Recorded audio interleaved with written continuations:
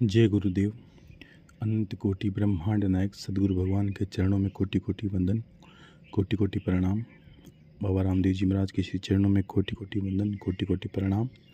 सभी को हर हर महादेव, शंभू शंकर। और आज एक दो दिन पहले जो अमृतवाणी कही उसमें जो पितृपक्ष है उसमें भी कहना चाहता था, लेकिन समय नहीं मिला, थोड़ा याद भी नहीं रहा। तो आज अभी हवन कुंड के पास में बैठा हूँ, तो मैं सोचा कुछ 5-10 मिनट आपके लिए कुछ कह दूँ जो आप नित्य कर पाओ।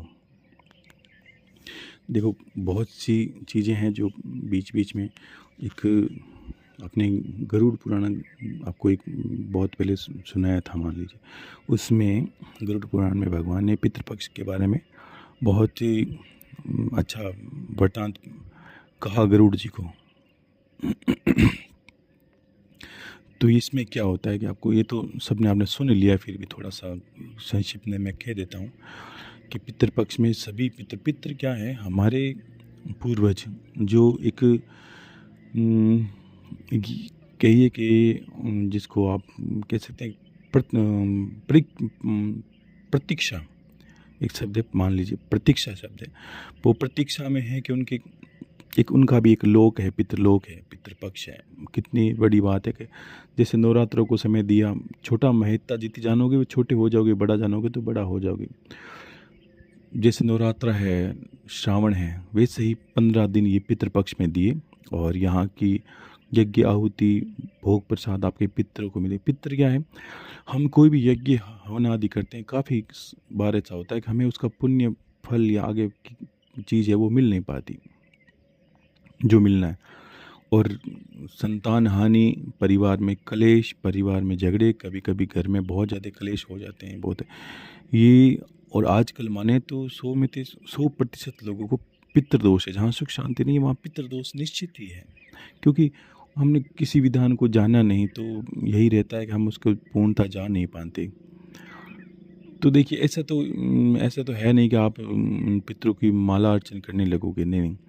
अब पितृपक्ष में क्या होता है कि भगवान से सभी पितृ, थोड़ा सुन ले, पितृ सभी ने कामना की कि गुरुदेव हम चाहते, देखो हम चाहते हैं, पितृ कहते हैं कि भगवान नारायण से हम चाहते हैं कि हम भी अपने परिवार में जाके अपनी पीढ़ियों, जो हमारा रक्त है, वंश है, वहाँ जाकर देखें कैसे वो जीते हैं, कैसे उनके घर का भोजन चखना चाहते हैं, उनको अनुभव करना चाहते हैं, उनके घर की तरफ जाना चाहते हैं, उनके घर को देखना चाहते हैं।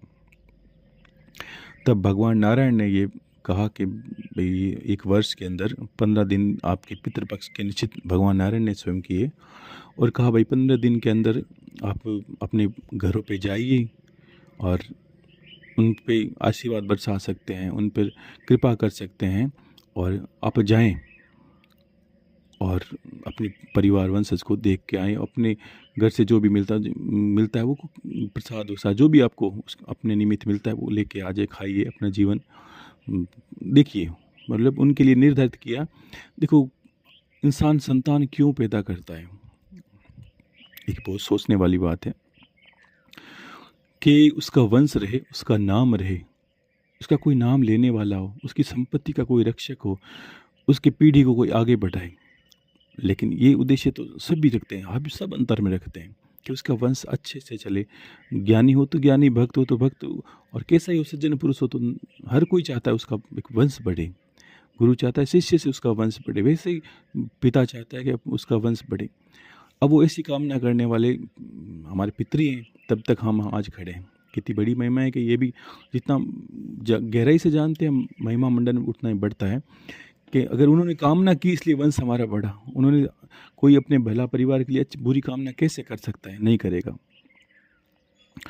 तो क्या हुआ, अगर ऐसी भावना होते सोचते हैं कि हमने ऐसे परिवार का लालन पोषण किया, हमने ऐसी पीढ़ी बुलाई, हम उन परिवार को जाके देखना चाहते हैं। अब परिवार में क्या होता है, हम वो 15 दिनों के अंदर जो भी श्राद्ध पक्ष में, पितृपक्ष में, कौओं को 3 योनि निर्धारित की भगवान ने कि वो पितृ 15 दिनों के अंदर 3 योनि में प्रवेश करते हैं। एक कौवे के अंदर रूप में, एक द्वार पे आए कुत्ते के रूप में, और एक गौ माता के नंदी हो या गौ माता, उस तीनों में प्रवेश कर सकते हैं वो कभी। इन तीनों को श्राद्ध पक्ष में कुछ भी अच्छा खाने को देते हैं। देखो बासी कभी नहीं देना, ऐसा नहीं।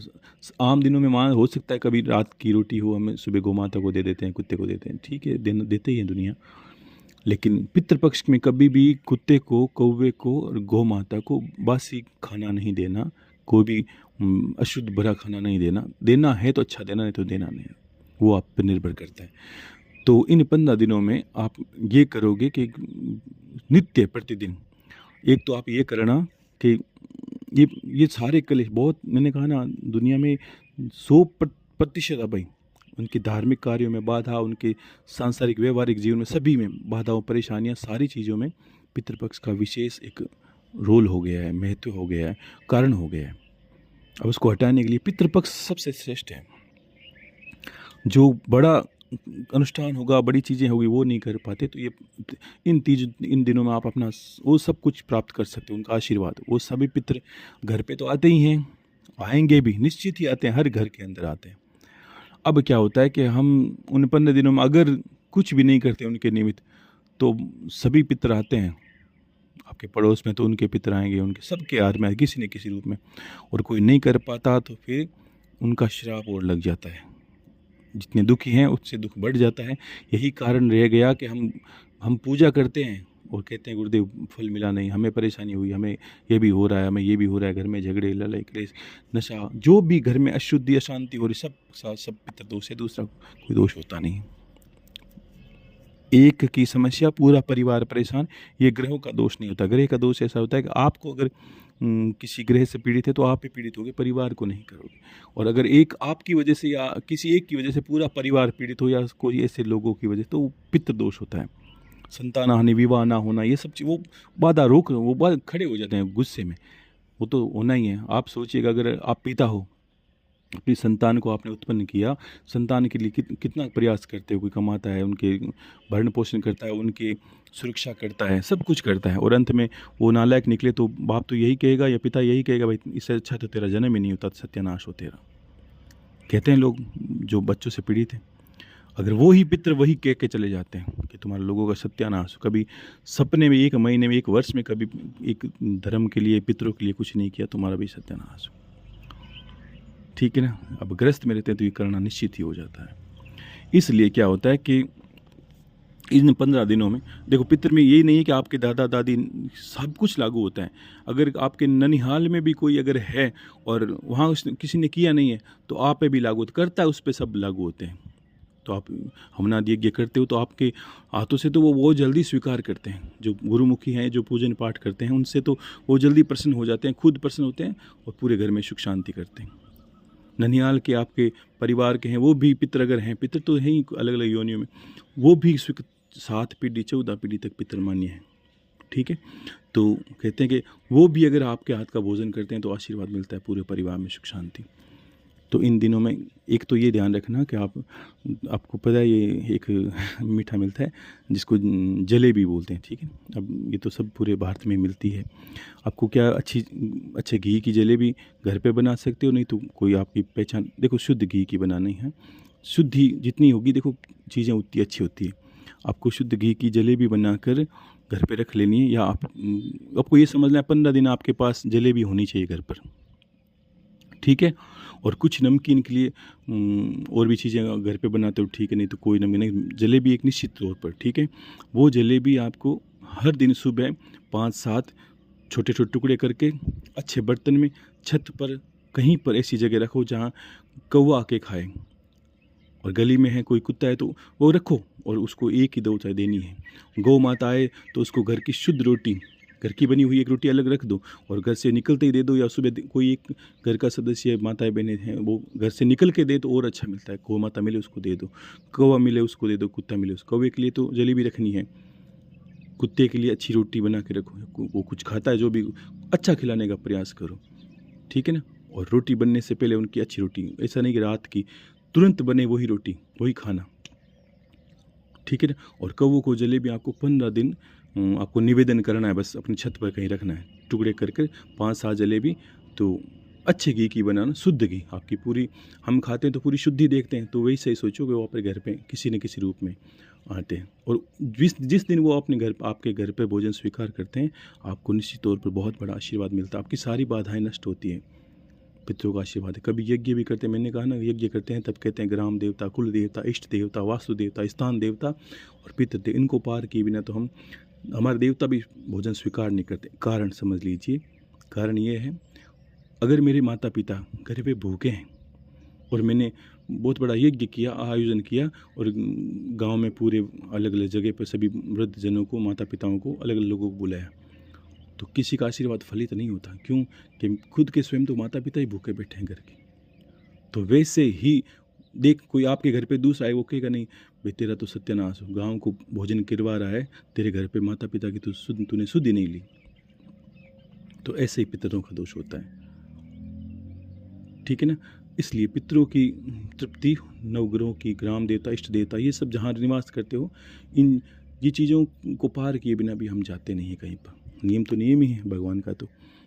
तो फिर वो पितृपक्ष में ऐसे पितर संतुष्ट होते हैं। और नित्य जो यज्ञ करने, देखो जिनको सामान्य करना है वो तो यही करें, वो तो करना ही है जो अभी बताया। और यज्ञ करता है जो यज्ञ करते हैं, जिन्हीं पे देखो कुछ माताएं बहनें, कुछ परिवार में यज्ञ नहीं हो पाता, ये हवन आदि 100 जो एक माला है गायत्री की, हवन करते हैं, वो ये संकल्प उस दिन ले ले कि हे भगवती गायत्री माता, कि आपके यज्ञ, गायत्री में बहुत बड़ी ऊर्जा निहित होती है भगवती में, कि यज्ञ से, गायत्री से जो ऊर्जा निकलती है वो भी पितरों को तृप्त करती है। तृप्त का अर्थ समझते हो कि ऊर्जा से भी पितर तृप्त होते हैं, भोजन से, ऊर्जा से। तो उन पितरों के हृदय में शांति पहुँचे, उनके हृदय में शांति हो, इसलिए आपको क्या करना, ये 15 दिन का यज्ञ है। सुबह जब 101 माला आप गायत्री, एक माला गायत्री मंत्र की हवन करते हो शुद्ध गौ माता के घी से, तब पहले ही संकल्प ले, हे भगवती ये जो मंत्र की ऊर्जा है, इसकी ऊर्जा से मेरे पितर तृप्त हो, प्रसन्न हो मुझ पर। इसी कामना से मैं 101 आहुति गायत्री मंत्र की पितरों को निमित्त कर रहा हूँ 15 दिन, जब तक श्राद्ध पक्ष चल रहा है। उसमें आपको करना बस इतना ही है, संकल्प पहले तुरंत ले लें यज्ञ कुंड के पास बैठकर, और फिर आहुति दें गुरुदेव की दे के, भगवान शंकर, माता, जिनके आप इष्ट हैं, जो आपके पूजन में नित्य हैं, उन सब की एक एक आहुति देकर सीधा 101 बार में एक माला गायत्री मंत्र की आहुति दें, और पास में कलश रखें, और पूर्ण होने पर, आहुति पूर्ण होने पर यज्ञ कुंड के पास में छींटे बरताएं, उनको अर्घ दें, प्रणाम करें, हे भगवान। पितरों को याद करके, याद में बड़ी अच्छी चीज़ें हैं, आप समझे, बड़ी भावना से कि मेरे 7 पीढ़ियों के, मेरे 14 पीढ़ी के, मेरे ननिहाल जितने भी पितृ हैं, उनके निमित्त ये मैंने हवन किया है नित्य। और ये 15 दिन उनकी ऊर्जा को बढ़ाएं, उनके बल को बढ़ाएं, उनमें उनको तुष्ट पुष्ट करें। और मैंने उनके कुल में जन्म लिया है, ये मेरा सौभाग्य है कि मैंने संतान के रूप में आपकी पीढ़ी में जन्म लिया है, इसलिए मैं आपको ये निमित्त प्रदान करता हूँ। यज्ञ की जो ऊर्जा है 101 बार बोली हुई, उसकी गायत्री मंत्र की, वो आपको समर्पित करता हूँ। इस यज्ञ से जो भी ऊर्जा मिलती है वो आपको तृप्त करे, पूर्ण करे, और आपका आशीर्वाद मुझे प्राप्त हो। बस इतना सा, जो एक माला माला तो आप करते हो गायत्री मंत्र की हवन, उनको ये करना है। और जो नहीं कर पाते वो ये नहीं करना गुरुदेव हम नहीं कर पाते, या जो नहीं कर रहे हैं वो सिर्फ उतना ही करें। और जो यज्ञ करने वाले हैं वो ये भी करेंगे, वो भी करेंगे, ठीक है। बस इतना ही कहना था मुझे। और अभी मैंने हवन कुंड के पास से बैठा था, तो मैंने किया था, एकम से आप करें, ऐसे पूर्णिमा से विधान है, बाकी कल से आप शुरू कर ले, कोई बात नहीं। और करना सुबह ही है, ठीक है ना, यज्ञ करे वो सुबह करना है, रात के अंधेरे में नहीं करना होता, ठीक है। और जो बाकी आपको धर्म ध्यान का बता दिया, सबको पता ही है।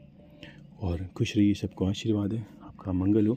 जिनमें कलेश बहुत ही, ये समझ लीजिए कि अभी आप जिस परिस्थितियों में परेशान हो रहे हो वो सब पितृदोष ही है, ठीक है। खुश रहिए। हर हर महादेव, शंभू शंकर।